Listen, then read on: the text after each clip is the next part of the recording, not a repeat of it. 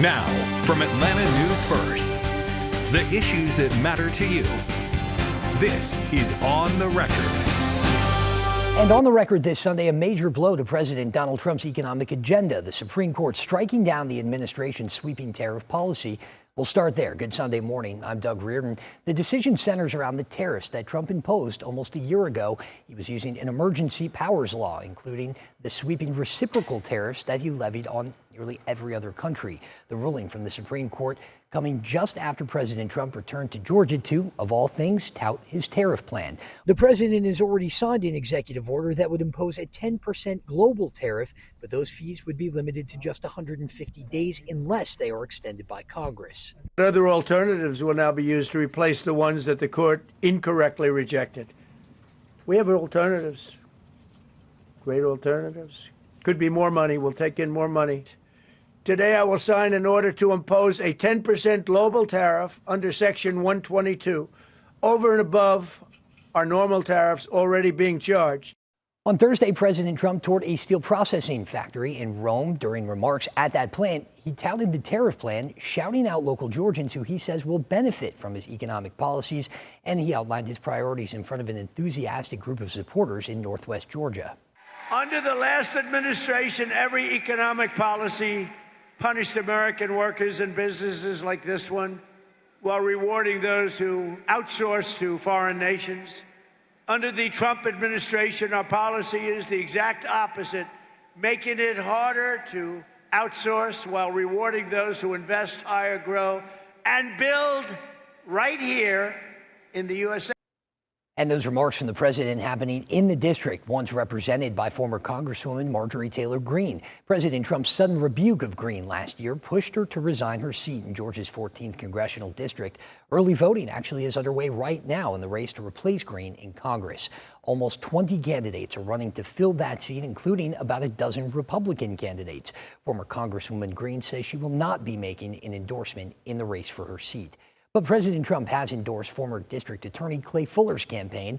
Trump praised Fuller in front of supporters in Rome on Thursday, bringing him up on stage during his event to speak. With so many candidates splitting the vote, we can tell you a runoff is very likely to take place in April. But whoever wins will only serve the rest of Greene's current term through January. If they want to keep the job beyond that, they'll have to run in May's primary for the full 2-year term and then face voters again in November's general election.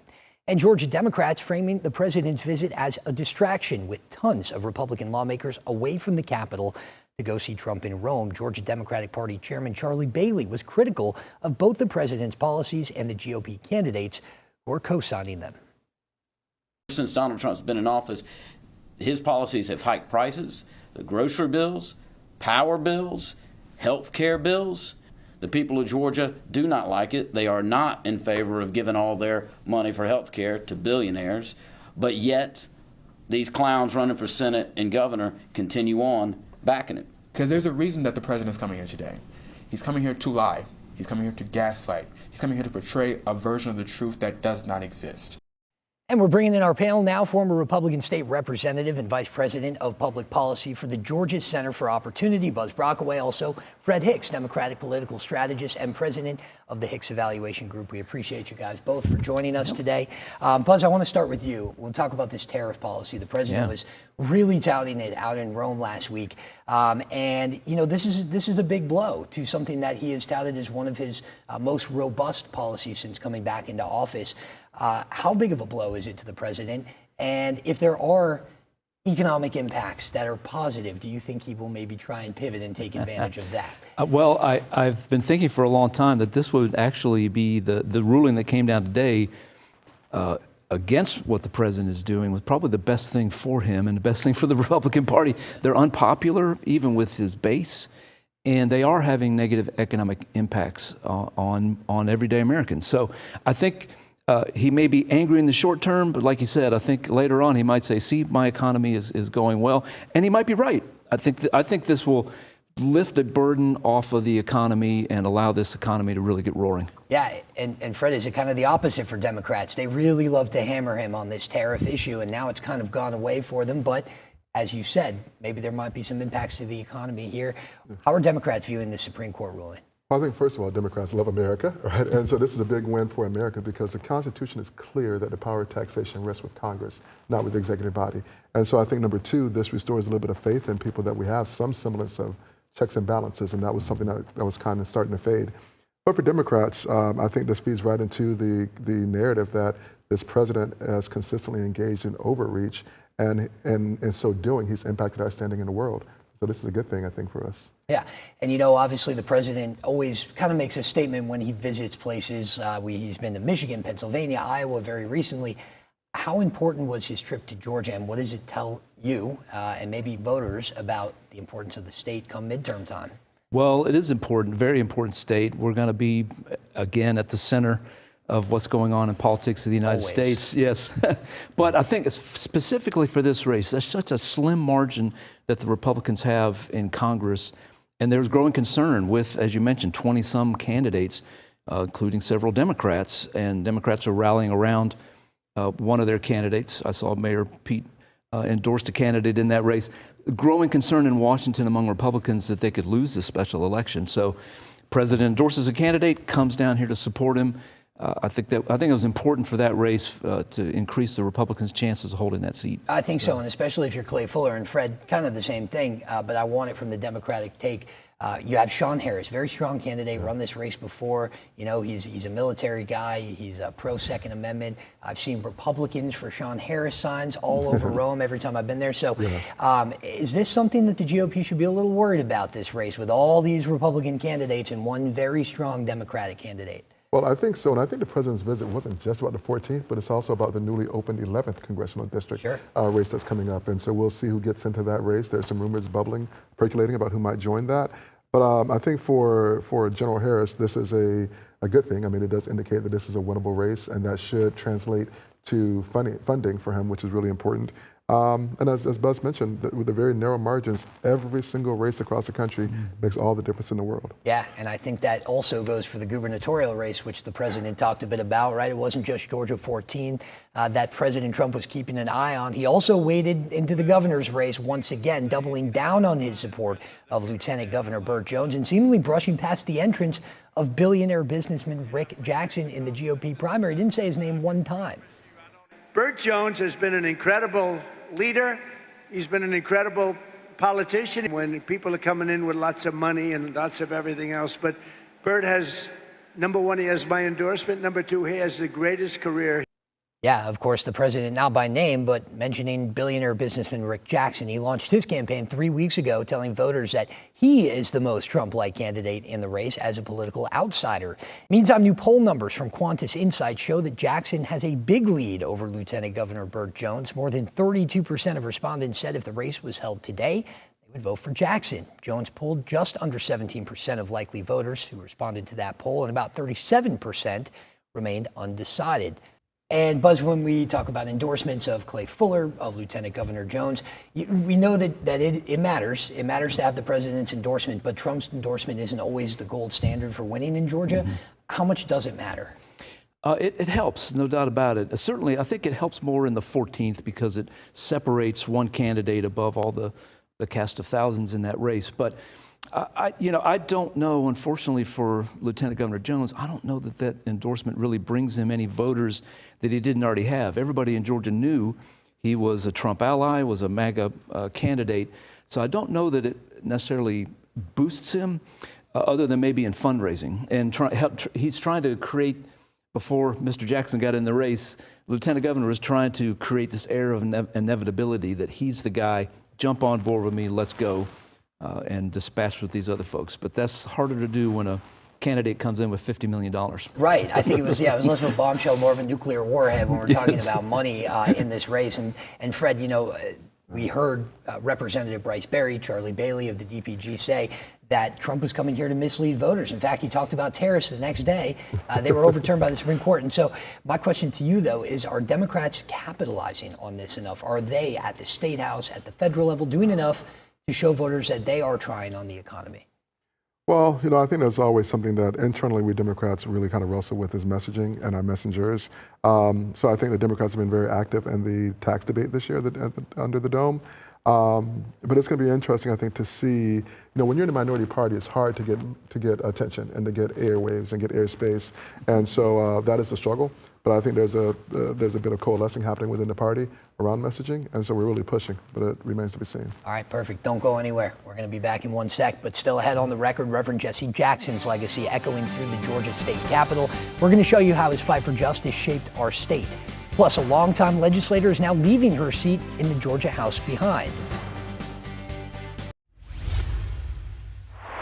Georgia Speaker Pro Tem Jan Jones will not run for re-election this year. The Milton Republican was elected Speaker Pro Tem in 2010 and then re-elected to her position every term since then. It makes her the longest-serving Speaker Pro Tem in U.S. history. And between the death of Speaker David Ralston and the election of Speaker John Burns, the man she's standing next to there, Jones did ascend to the speakership, becoming the first woman in Georgia history to hold the position.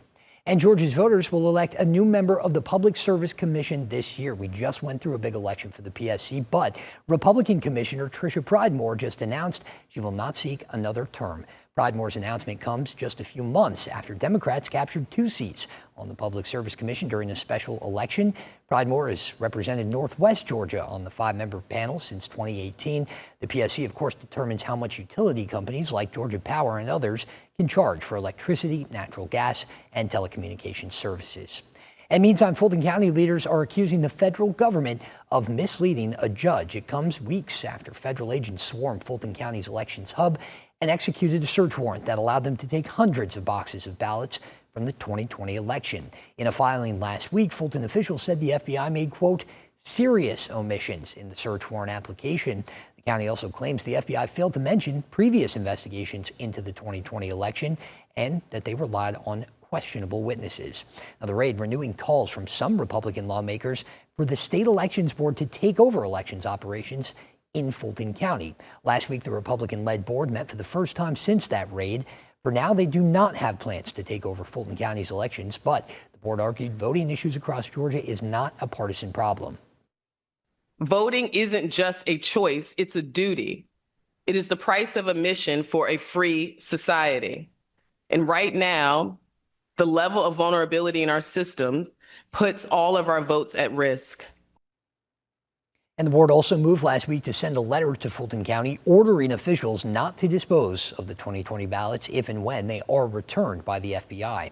The increased scrutiny on elections across Georgia comes as Congress considers a highly debated voter ID bill known as the Save America Act. Lawmakers in the House passed the bill that requires proof of citizenship, meaning a passport or birth certificate, when registering to vote, and on election day, a state-issued photo ID like a driver's license. Democrats opposed the legislation, arguing that some Americans don't have all of those documents. Republicans have been very outspoken on the non-citizen voting issue since the 2020 election. And so, Fred, we had a very recent admission by Fulton County that there were unsigned tabulator tapes. We know after 2020, they were under sort of a consent decree to fix some of the issues, right? And so, with the state's help, do you see it as necessary that there be a takeover of Fulton County's elections after this raid? Absolutely do not. First of all, we had SB 202 after the 2020 election that was designed to rectify a lot of issues, and that passed, and we've seen smoother elections take place. The second thing about the 2020 election, we know that there were 3 recounts, one of which was overseen by the GBI. And so we know that 3 different counts have all verified that Joe Biden won the election. And then with this idea, the question about the tabulations, this reminder that that the signature is not a validation of what happened, right? It's like you go to the gas station and you pay with your card and the machine doesn't give you a receipt. That doesn't mean that you didn't get the gas. That the money's not taken out of your account. And so this is much ado about nothing for people who just won't let it go. But I think the reality is that we don't need a state takeover. The state board, as I think, has agreed with that to some extent now. But we have to make the main thing is that elected officials need to deliver for their voters and they don't have to worry about these other kinds of things. Yeah, and Buzz, what will make this kind of go to bed, right? For the people who, and by the way, we can't ignore it because some are on the state elections board. They still have questions about this 2020 election. Now the ballots are in the possession of the FBI. We anticipate an investigation into them. Yeah. What do you think will finally kind of put people at ease when it comes to election integrity in Georgia? Well, I've been concerned about this distrust in elections for a long time. As you know, I ran for Secretary of State in 2018, and a whole lot has happened since 2018 that has made things worse. And I think as much as we can, the process should be as transparent as possible while protecting, of course, the secrecy of the ballot that we as voters have. But I think, I don't know that what the state board needs to tell us is if they take over in elections in Fulton County, who's going to run it then? And is it going to be better? And what problems are they going to fix? That's unclear to me at this point. So I don't know. It sounds good. It appeases a certain audience that is very noisy about it, who I don't think will ever be appeased.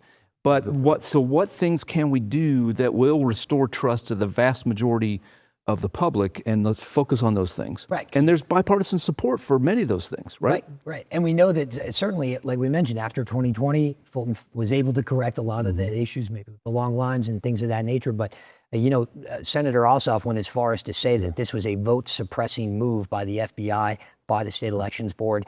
But he also has maybe an idea that this might bring more people out to the polls because of some of the uproar around this FBI raid. What do you think? I think both things are true. I think, number one, if you want to get Democrats, particularly minorities, together vote, let them feel like you're trying to take something away from them, right?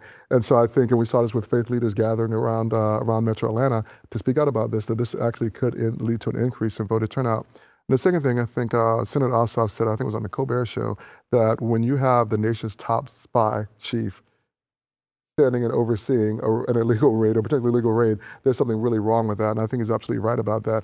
Listen, it's interesting to me that they only question 2020. They don't question 2022 when Governor Kemp won. They don't question 2024 when President Trump won. But now in 2026, you want to talk about a takeover of Fulton County, but you're not citing the elections that happened since then. Come on. Right, and we've heard that a lot from Democrats, certainly, and no one more so than Senator Ossoff. And getting back to this voter ID bill, because that's something that Republicans certainly for a long time have talked about doing in Georgia and wanting to do. But, the potential barriers that Democrats are bringing up, is that a real issue for you? Is this common sense, or could it be an issue? Well, I mean, voter ID for voting is very, very popular across the political spectrum. But Georgia's experience in implementing this is important, and Congress should pay attention to it. Georgia had to go above and beyond, make extraordinary efforts available to provide a legal ID for people to vote who could not afford it. So Georgia did that. It has held up under a court challenge many times. Congress needs to learn from that. If we're going to impose this nationwide, then states need to take extraordinary measures to make sure that everybody has access to an ID, a legal ID that they can use to vote. If they do that, then it will withstand court scrutiny. If not, then it's going to get tossed out, as has been tossed out in other states. Right, because you can't cut off people's access to the vote for one reason or another. Awesome. Well, thank you guys both for coming in. As always, we appreciate your insight. Still ahead, on the record, funeral services start this week for civil rights icon Jesse Jackson as lawmakers at the Georgia Capitol honor the civil rights icon. The On the Record newsletter sends every story impacting Georgia's political landscape straight to your inbox. Scan the code on your screen to subscribe today.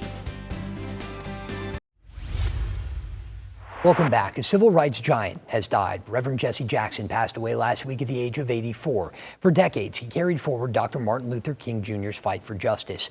Atlanta News First's Abby Kasouris is at the state capitol where lawmakers are honoring his legacy. Inside the Georgia State Capitol, a moment of silence for a man who spent his life making noise for justice. Born in the Jim Crow South, Jesse Jackson became Dr. Martin Luther King Jr.'s protege.